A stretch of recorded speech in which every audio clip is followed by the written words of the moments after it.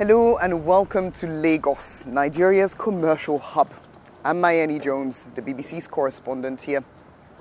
Now, Lagos is Africa's most populous city, but it's also one of the most vulnerable to rising sea levels and floods. Human activity and climate change are eroding the coastline here, and it's a problem that more and more cities around the world are having to face. Now, in just under 2 months, global leaders will be meeting for the climate summit COP26 in Scotland. Top of their agenda will be their response to the UN's Intergovernmental Panel on Climate Change. The IPCC has warned that human activity is changing our climate in unprecedented and sometimes irreversible ways. Global leaders will have the opportunity to act fast and in concert. But what are some of the key challenges facing those who want to forge a new agreement at these talks? The BBC science editor David Schuckman has this assessment. Year after year, the countries of the world have gathered for huge conferences on climate change. I've seen for myself how they can go wrong, like in Copenhagen in 2009. So what's on the cards now for Glasgow? Well, the first challenge is to get rapid cuts in the gases heating the planet, something that just hasn't happened so far. Back in the early 90s, when climate negotiations started, about 35 billion tonnes of greenhouse gases were being emitted into the atmosphere every year. And since then, despite all the talking, those emissions have just kept climbing. Now, with all the plans and promises to cut them, they could fall to about 46 billion tonnes a year by 2030, but the science is incredibly clear that they need to come down far more than that if we're to have any chance of heading off the worst effects of higher temperatures, which is why this is such a crucial issue for the talks in Glasgow. Next, there's the question of financial help for the poorest countries. This is long overdue. It's developing nations like the Philippines that are hit hardest by climate change. They have been promised $100 billion a year, which they say is vital to adapt to more dangerous conditions. We want to see adaptation finance flowing to climate vulnerable nations that bear the brunt of extreme weather events or climate change, but had no reason to cause it. A third challenge is finalising the rules for measuring carbon. Previous meetings haven't managed to. This matters because as countries cut their emissions, there needs to be a way of accounting for that. Likewise, if forests are kept untouched to store carbon, that also has to be recognised. Right now, for example, if a major company wanted to, say, invest in preserving standing forest in the Amazon, there's not yet any clarity on whether those credits that would be generated from that can be claimed by Brazil as well as by the company making that investment. So as Glasgow prepares for thousands of delegates, there's a lot at stake. COVID makes it all more difficult, and there are just 8 weeks to get ready.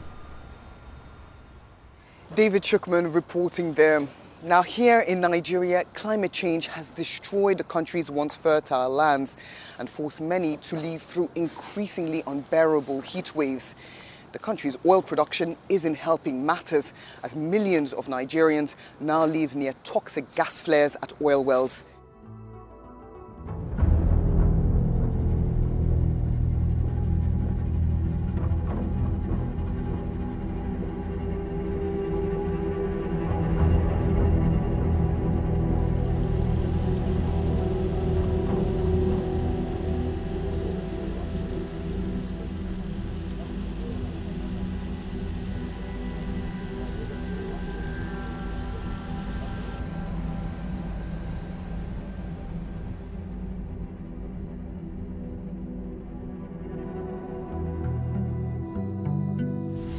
This is my mom. She's going to the flare now. The fire.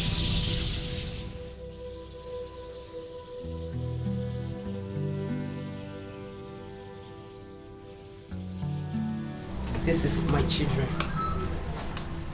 Yes, look. Yeah.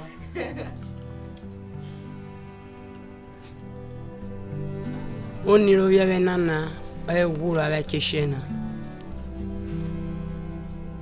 You go family blue 200,000. On your blue, make up why if you kill only na. You go up na canena mia or gangana, we are finiana about Dimidakana. It's too hot.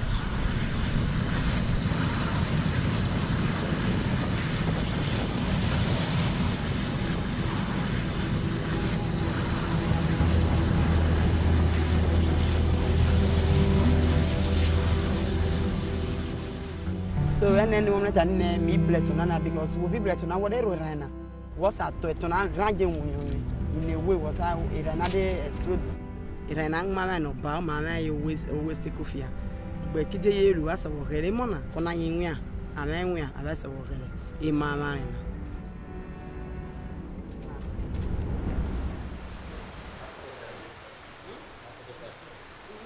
When I was a kid, the rain is not like this, the weather is not like this.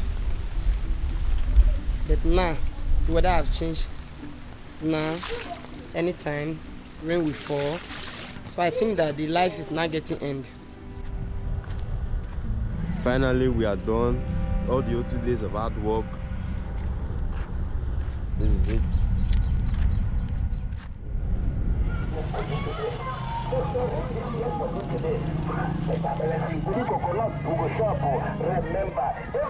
Now, wow. After 4 days work, now me and my 5 children, after 4 days work, profit of 2,000 naira and I come from also.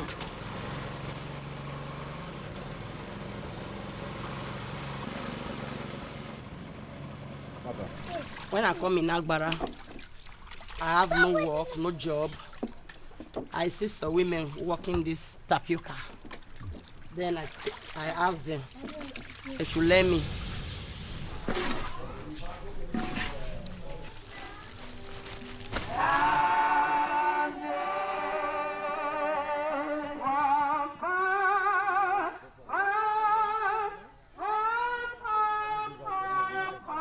This is my family.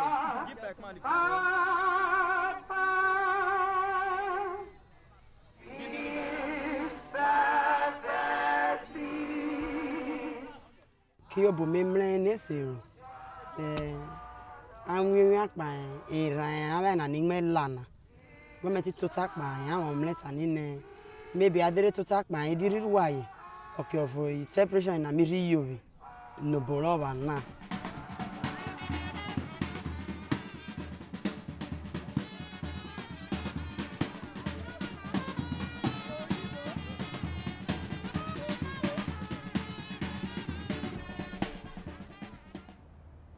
Well, I spoke to Nemo Bassi, a prominent Nigerian environmentalist. He's been advocating for an end to fossil fuel exploration for decades. I began by asking him why oil companies would choose to burn gas rather than repurposing it. They're burning because the penalty for burning the gas, because gas flaring was outlawed in Nigeria in 1984. The penalty for flaring is so small, they can even pay in advance. And so paying to burn the gas is cheaper than do anything else with the gas. The government's talked about eliminating gas flaring in Nigeria by 2030. What do you make of this deadline? The Nigerian governments have known that gas flaring is an illegal activity and ought not to continue. This is why it was outlawed in 1984. Since then, we've had so many deadlines set and failed. They just keep shifting the goalpost, and I think government ought to be more serious than it is, because this thing is dangerous to the people. It's an economic waste. Could a potential solution be to build the infrastructure that would make gas valuable, so turn it into a source of electricity or something that can be used for good? Could that be a solution? Well, that would be a temporary solution. Having infrastructure and then realizing the economic value of the gas. It will also reduce the amount of toxic elements that release to the environment. But the ultimate solution is to move away from dirty energy. We're seeing now extreme weather across Nigeria, droughts in the north, flooding in the southeast and the southwest. Do you think there's a connection between gas flaring and this changing weather patterns we're seeing in the country? We have increased desertification. We're having water stress in the north. We're having reduction in food production. We are losing land on the coastal area because of sea level rise and coastal erosion, reducing our resilience, our capacity to mitigate the impact of global warming. So global leaders are going to be meeting in Glasgow in November at the UN Conference on Climate Change, COP26. What are some of the decisions they could make that would help Nigeria tackle the challenges that come with our changing climate? Well, the climate negotiations were initially based on the premise of justice, which means those who are most responsible and most capable should do more than those who are not responsible and are more vulnerable. We don't see that happening. The Paris Agreement is based on voluntary emissions reduction. That will never solve the climate problem. We're going to see a temperature increase far above the 2 degrees Celsius upper limit set by the Paris Agreement. And that means Africa will be set on fire. And so the negotiation should go back to the drawing board and require binding emission reduction. Now, the threat caused by climate change has galvanized young people around the world into action. In the Caribbean, one of the regions most vulnerable to natural disasters such as hurricanes, one very young filmmaker is using the power of storytelling to raise awareness.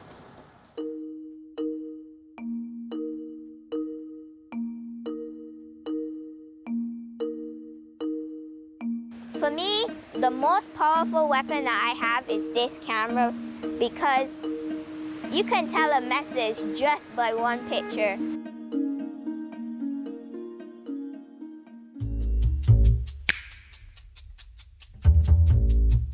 My name is Maria Marshall. I am 12 years old and I am a climate change activist. I really like to take pictures and I am the creator of the Little Thoughts on Big Matters YouTube channel and the Thought Squad by Maria Instagram channel. We're making this thing seem difficult, but let me show you how easy it is to reduce, reuse, recycle, and repair.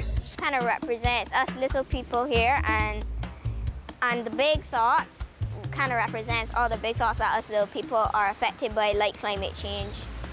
Us little people have the power to do a lot of things. Barbados is a very, very small island. It's very scary for me, at least. Right now, we are like sitting ducks, and in comparison to some of these high weather storms that we're having now, we're like a tiny pea in comparison to like a big plate. It really isn't about me. It is actually about this message that I'm trying to tell. The real important point here is that we are destroying this, and we're really destroying that as well. We're destroying everything. We need to stop it. If there's no balance, we can't have the environment that keeps us alive. It feels great that people are listening to my message. Some people are not interested in 1 hour long documentaries, but they surely are interested in shorter videos and more simple videos. I'm Neil Marshall. I am the father of Maria Marshall, and I'm a happy father. The older you get, sometimes you become detached from the things that happen every day. We tend to walk with our heads down. I find children, they don't have the immediate worry of life yet, so they tend to think about everything a lot more than we do now. I am proud of her. I do get a little worried when I see some of the engagements she would have to do. Sometimes I think some of them might be out of her scope, but she's handled everything like a champion so far, and she's taught me to really, exercise a lot of patience and don't give up so easily. I do encourage other children to do things that I'm doing, but I know that some children can't do it because of the positions they're in, but anyone could be an activist in their own way. And that's the end of this week's edition of Countdown to COP26. Next week, Shaima Khalil will be reporting from Australia, where rising temperatures are changing lives in the country's cities and having a significant impact on suburban wildlife. Until then, I'm Mayeni Jones here in Lagos. Thanks for watching. Take care.